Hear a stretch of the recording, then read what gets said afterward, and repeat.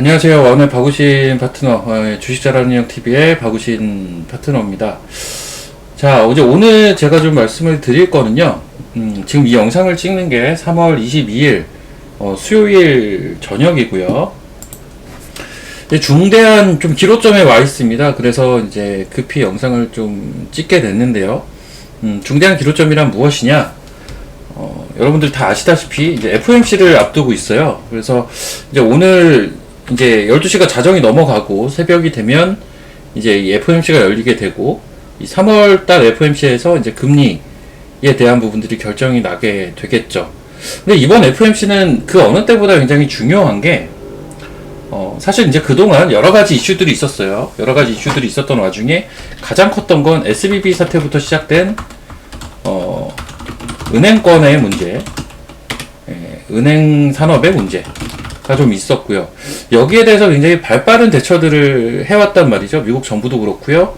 그리고 이제 뭐 FDIC도 마찬가지였고, 이제 각국이 좀 공조가 되는 모습이 있었습니다. 스위스의 이제 크레딧 스위스 같은 경우도 사실은 어떤 문제가 조금씩 커지고 있을 때 재빨리 좀 봉합이 되는 그러한 형태로 진행이 됐죠. 이번 사태의 가장 큰 특징은 빠르게 이제 좀 매조지를 하기 위해서 발빠른 행보를 보였다라는 게 가장 큰 특징이고, 그 마지막 방점이 이 FOMC에서 찍힐 것이기 때문에 이번 FOMC는 그 어느 때보다도 중요한 FOMC로 지금 인식들을 하고 있는 상태입니다. 현재 시장에서는 이제 여러 가지 사태를 겪는 와중에 기본적으로 그 금리에 대해서 베이비 스텝 확률을 압도적으로 높게 보고 있습니다. 그래서 지금 보시면 요 베이비 스텝 확률인데요, 87.8%까지 현재 보고 있는 상태입니다. 동결 확률이 12.2%, 요 정도가 있는 상태예요. 과거에는 이게 빅 스텝과 베이비 스텝 사이에서 이 퍼센테이지가 왔다 갔다 했다면, 이 SVB 사태부터 은행권의 여러 가지 이제 부실 문제를 직면하게 되면서부터 어떤 시스템 리스크라는 단어가 이제 공공연하게 나오기 시작을 했고요. 이 시스템 리스크에 대해서 시장이 좀 인식을 하다 보니까, 즉 이제 리세션에 대한 걱정이죠.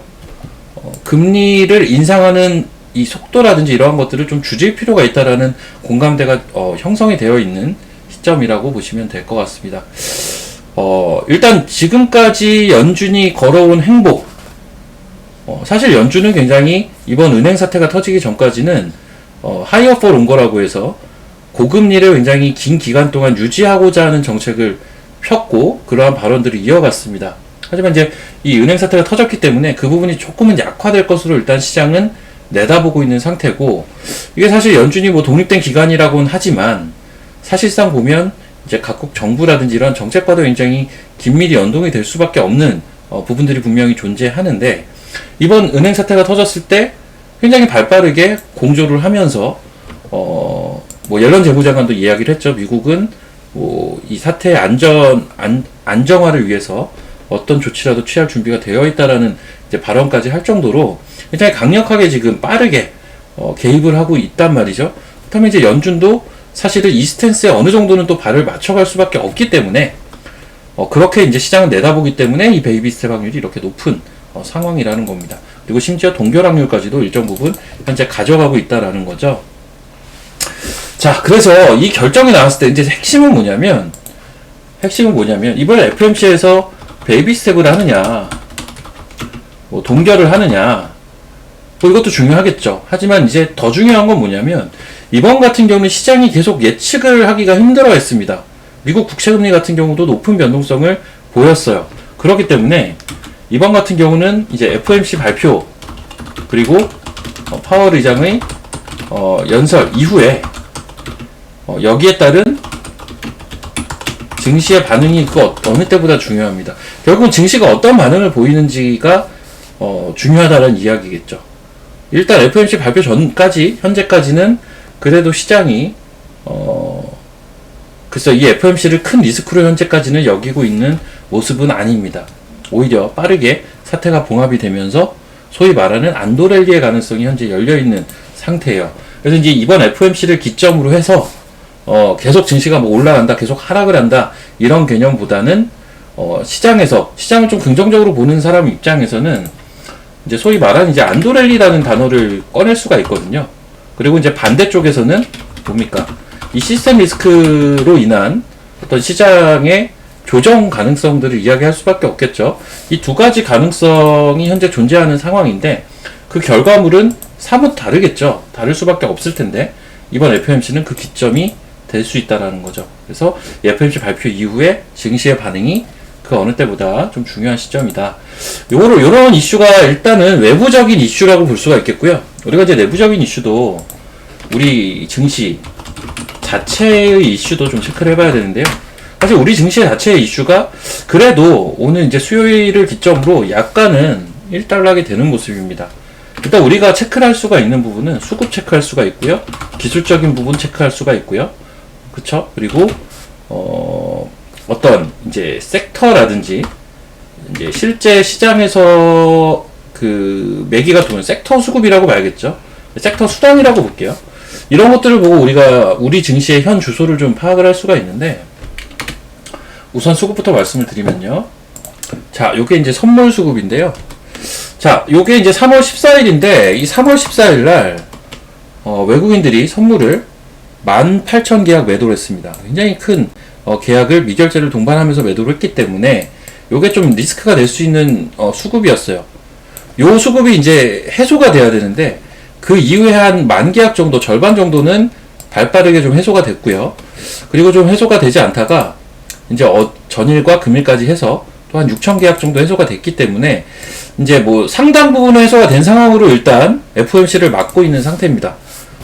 이 상태에서 만약에 계속적으로 매도가 좀 이어졌다면 사실은 FOMC가 어떻든 미국 시장이 어떻든 간에 우리 시장 자체로는 굉장히 수급적으로 불안할 수밖에 없었을 텐데 다행히도 요 3월 14일 이후에 오히려 이제 환매수가 좀 들어와주는 모습을 보여줬다라는 거죠. 사실 이 부분을 이제 차트로 한번 보시면 요런 모습입니다. 어떤 모습이냐면 자, 요때가 이제 3월 14일이거든요. 검은 선이 이렇게 강하게 올라오죠. 요게 이제 미결제 약정이라는 건데 미결제 약정을 동반하면서 외국인들이 18,000 계약의 매도를 때린 거예요. 근데 그 이후에 이 검은 선의 모습을 보시면 계속 이렇게 하락하는 모습이 나오죠. 자, 그 이후의 모습을 보셔도 어떻습니까? 계속 하락하고 있죠. 이게 계속 환매가 이루어지고 있었다는 겁니다. 그래서 지금 이 미결제 약정은 이 3월 14일을 기점으로 계속 하락을 해서 이 지점까지 지금 내려와 있는 상태입니다. 그렇기 때문에 실제적으로 이 14일날 들어왔던 이 시장을 빠뜨리면서 어떤 시장의 리스크로 그리고 이제 미결제 약정도 증가했죠. 요때 이제 외국인이 18,000 계약 때린 건데 여기에 대한 부분들이 이제 한 열흘간에 걸쳐서 지금 해소가 되고 FOMC를 앞두고 있다라는 거죠. 이 FOMC 결과 그리고 거기에 따른 미 증시의 반응에 따라 뭔가 좀 바뀔 수는 있겠지만 일단은 당장의 급한 불은 좀 꺼진 상태에서 새로운 어떤 분기점을 기다리고 있는 상태다. 뭐 이렇게 보시면 될 것 같아요. 자, 그리고 이제 우리가 이제 강한 상승이 나올 때는 단순하게 선물뿐만이 아니라 이 거래소와 코스닥, 즉 현물에 대한 매수세가 동반이 돼줘야 되는데 일단 다행히도 오늘의 모습은 괜찮았습니다. 외국인이 한 2,000억 그리고 뭐 380억, 기관도 1,400억, 690억 양시장을 외국인과 기관이 소위 이제 쌍끌이 매수를 해준 상태예요. 굉장히 오랜만에 나온 쌍끌이 매수고요. 실제적으로 이렇게 외국인과 기관이 동반적으로 이렇게 순매수를 한 날이 최근 들어서 그렇게 많지 않았습니다. 요 17일 날 한 번 있었고요. 그리고 어떻습니까? 이 14일 날 이날이 이제 대양 매도가 선물에서 매도 나온 날인데 이날 이후의 수급을 보시면 17일 날 한 번 정도 그리고 오늘은 그때보다 규모가 크게 매수가 들어온 상황이죠. 그래서 이제 이러한 현물에 대한 주식에 대한 매수가 동반이 되어줘야 시장은 조금 더 탄력을 받을 수 있다는 점도 참고를 하시면서 보시면 좋을 것 같습니다. 자, 마지막으로 이제 콜에 대한 수급인데요. 역시 3월 14일에 굉장히 안 좋은 수급들이 쏟 몰려 있었습니다. 주식을 팔고 선물을 대량 매도하고 심지어 이제 상승하는 옵션, 즉 콜옵션에 대한 매도도 외국인 쪽에서 크게 좀 이렇게 진행이 됐었는데 지금 보시면 그래도 뭐 완벽하게는 아니지만 여기 매도가 한번 또 껴있어가지고 좀 그렇긴 한데 이렇게 이제 매수가 바로 좀 들어오면서 이날 과하게 들어왔던 콜매도의 한 절반 정도는 발빠르게 좀 해소가 된 상태, 약간의 콜매도는 남겨둔 상태로 현재 FOMC를 기다리고 있는 상태입니다. 그래서 수급적으로 뭐 완벽하다고까지는 얘기를 못하겠지만 그래도 이 3월 14일 이후에 총 한 5거래일이었던 것 같아요. 5거래일 동안 어떤 하방에 대한 수급들이 상당 부분은 지금 정리된 상태로 FOMC를 기다리고 있는 상태라는 거죠. 하나의 분기점이 될 수 있다라는 겁니다. 자, 그리고 이제 수급 말고 우리가 또 봐야 될 건 기술적인 부분인데, 자, 기술적인 부분을 좀 말씀을 드리면, 자, 요건 이제 선물의 30분봉이고요. 기술적인 부분 같은 경우는, 자, 요런 게 좀 있어요. 뭐냐면, 최근 이제 3월 14일 이후는 이제 방향성장이 아니라 약간의 변동을 동반한 이제 은행 사태라는 또 변수도 있었고요. 소위 말해 이제 변동성장이었는데 15일부터는 매수 사인이 쭉 뜨다가 20일날 매도 사인이 뜹니다. 20일날 매도 사인이 뜨고 바로 다음날 또 매수 사인이 뜨고요. 바로 또 장중에 매도 사인이 뜨고 현재 상태가 없습니다. 기술적으로만 보면 지금 지수는 좀 올라와 있는데요. 사실상 매도 사인이 떠 있습니다. 이 말은 뭐냐면요. 여기서 추가적인 반등이 나오면 아마 매도 사인이 다시 추가적으로 발생을 하면서 시장은 한 차례 눌릴 가능성이 높습니다. 그렇다면 일봉상으로 보면 만약에 FOMC 때문에 좀 긍정적인 모습이 나와서 시장이 뭐 갭상승을 보여준다 라고 했을 때는 한번 눌렸다가 갈 가능성이 굉장히 높습니다.